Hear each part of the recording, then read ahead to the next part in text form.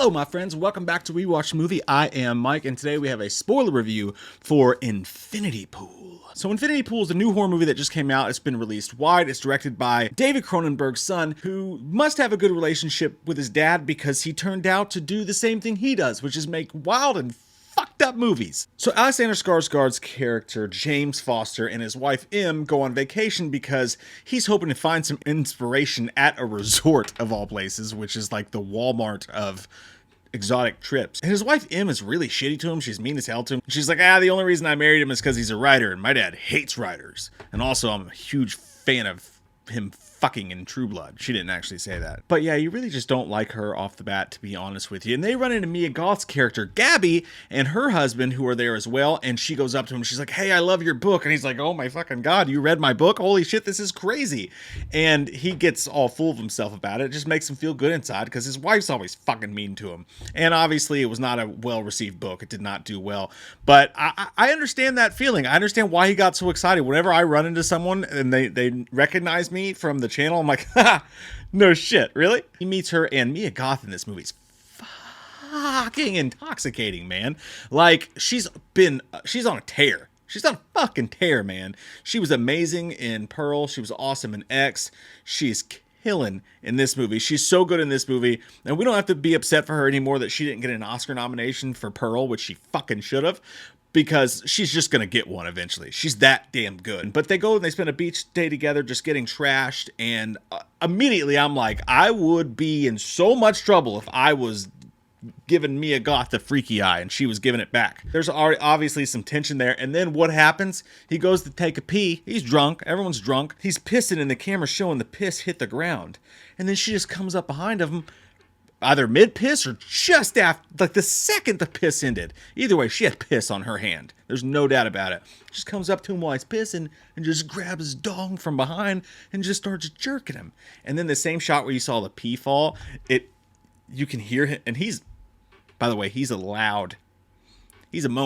The same shot that you saw the pee falling down, you see it empty while you hear him moan, and you just know it's coming. You're like, oh, don't do it. Don't drop the cum on the floor. And then the cum hits the floor, and you're like, God damn it, that's cum.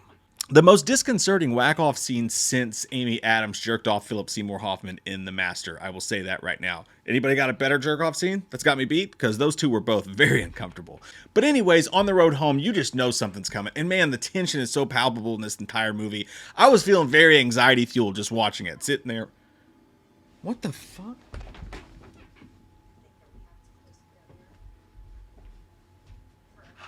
Before anything had even gone wrong in the movie, I was just sitting there full of anxiety and tension, just with my gummy worms and my sody pop. Just like, I just feel weird inside.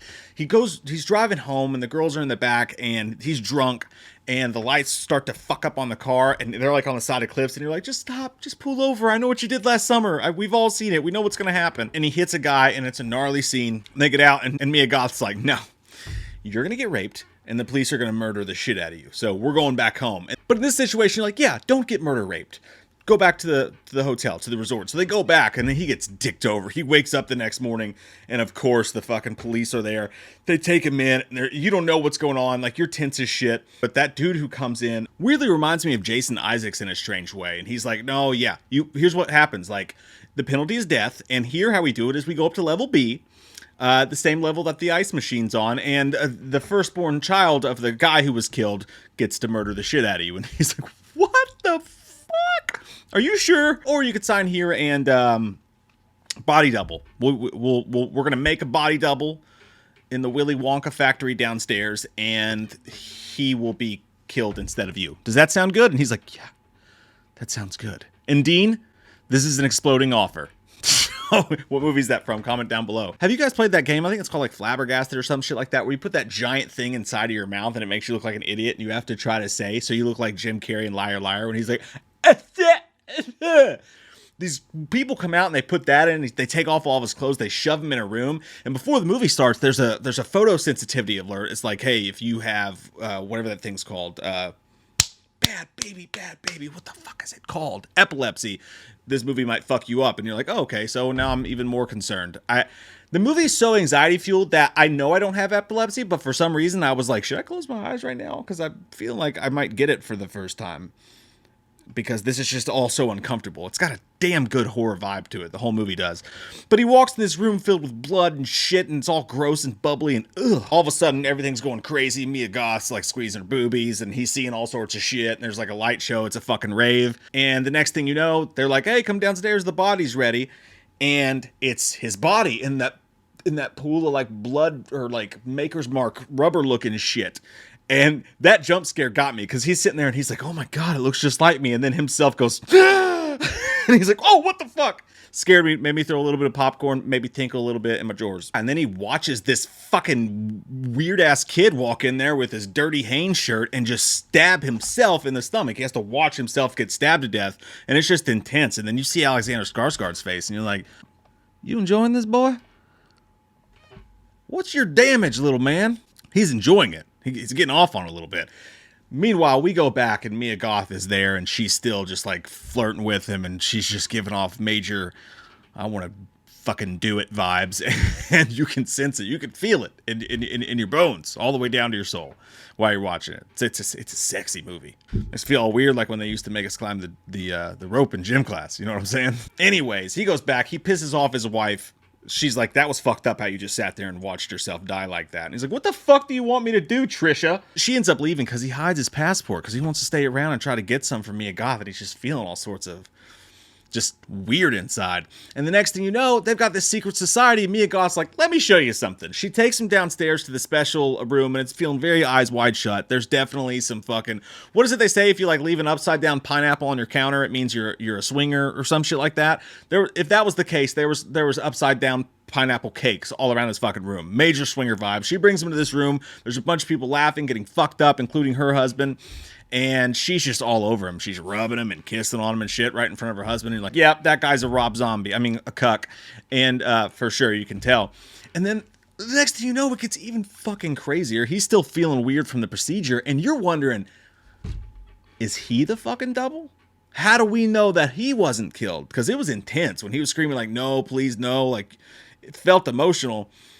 And it's like a horror multiplicity, basically, is this fucking movie. They break in this dude's house. They get them naked. This dude has the weirdest dick I've ever seen. I don't know what's going on there. I just kept like squinting at his dick, trying to figure out what the formation is. And God, I feel bad for women because dudes' dicks are just not pretty. You know what I mean?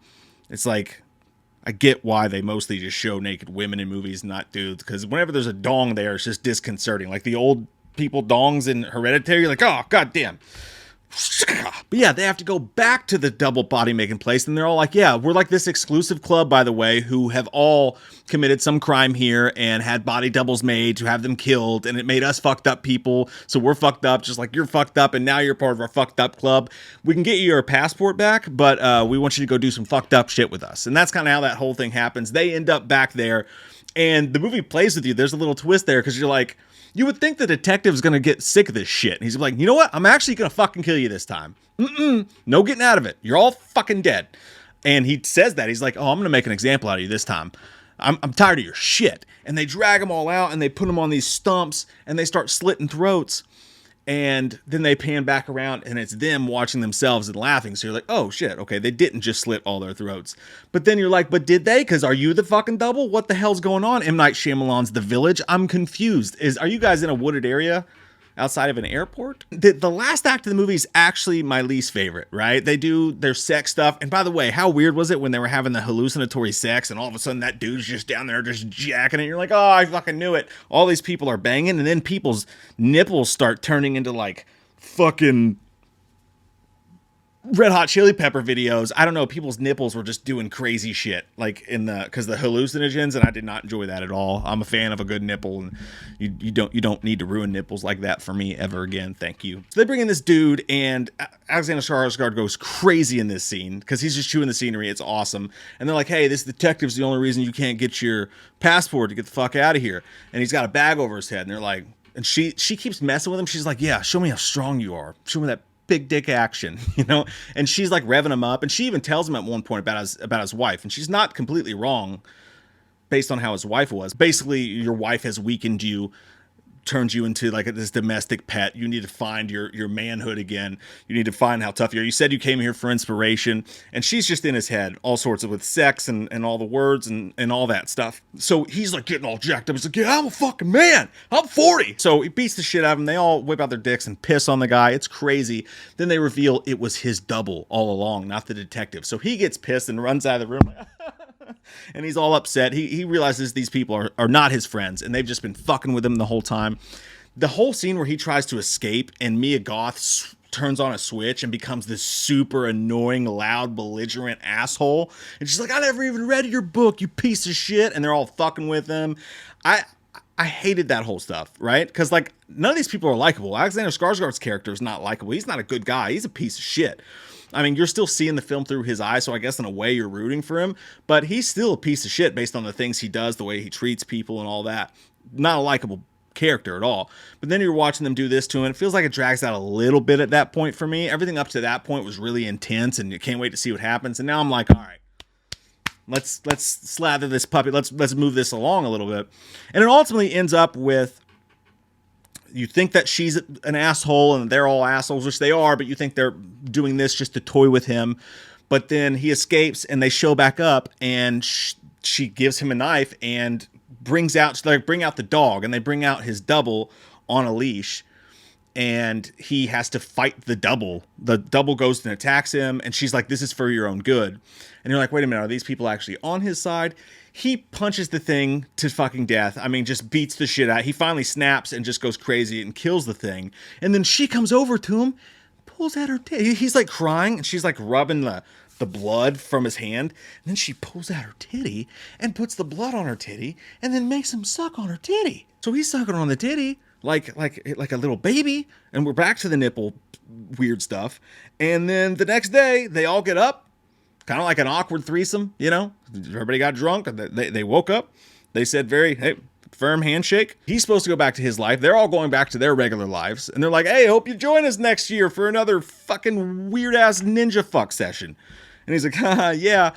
And he can't leave. So he goes back and he just sits in the rain in a chair, and the movie ends. I guess he can't go back to his old life.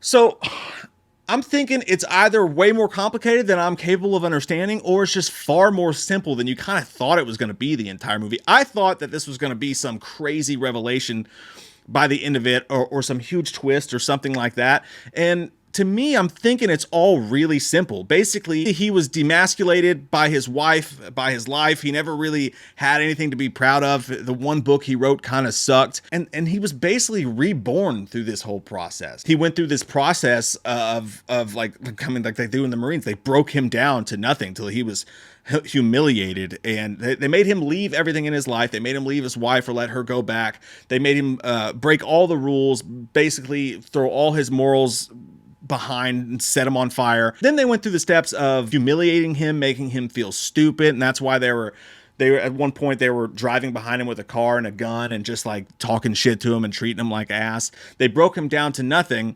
and then they made him kill himself. And then she comes out with the titty, and basically he was reborn. He was born again. And that's at least the way I see it.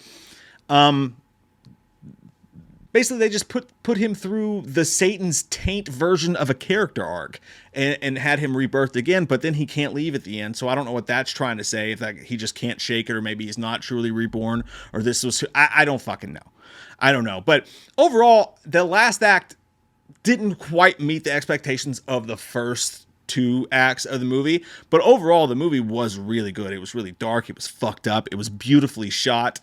It was tense. It was loud. It was in your face. You couldn't take your eyes off of the characters. You were totally wrapped up in everything that was going on. This is a great mind fuck movie that doesn't really stick the landing entirely, but it doesn't really fuck it up either. So at the end of the day, I'm going to give Infinity Pool a very strong 7.5. I definitely recommend it for horror fans. If you like this Cronenberg stuff, if this stuff is your thing, this is one of the ones you want to watch. And even if you don't, this is one of the easiest ones to follow. It's fucked up and strange, and there's like nipple demons and all that stuff for sure. And there's a couple cum shots, all that stuff. There's a dude rubbing one out while rubbing another guy's foot. I don't know. Weird fuck shit happens for sure. But story-wise, it's way easier to follow than like Possessor was, and it doesn't seem like it tries to get as highfalutin as sometimes you expect it to. I'd actually recommend it for horror fans for sure. Just know what you're going into. It's gonna be a fucking weird ride. This bus is coming through Fucktown, and you're the mayor. I wanna see some naked dudes, so I went to see Infinity Pool. Hey, thank you guys for watching this. If you love horror movies and up-and-coming horror movie shit and movie news and all that stuff, consider clicking the subscribe button. And if you enjoyed this video, please click like. How did you guys feel about this movie? Comment down below. Please let me know. I love your fucking faces, and I hope you guys have an amazing day. Halloween never ends, suck my fucking dick, and I don't really care what Blumhouse fucking says. Put him in a box, or suck a fucking cock.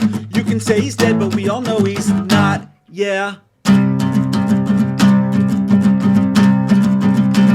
So let's go trick-or-treating, let's go fucking drinking, let's all go rent Pumpkinhead on VHS, cause Halloween never ends.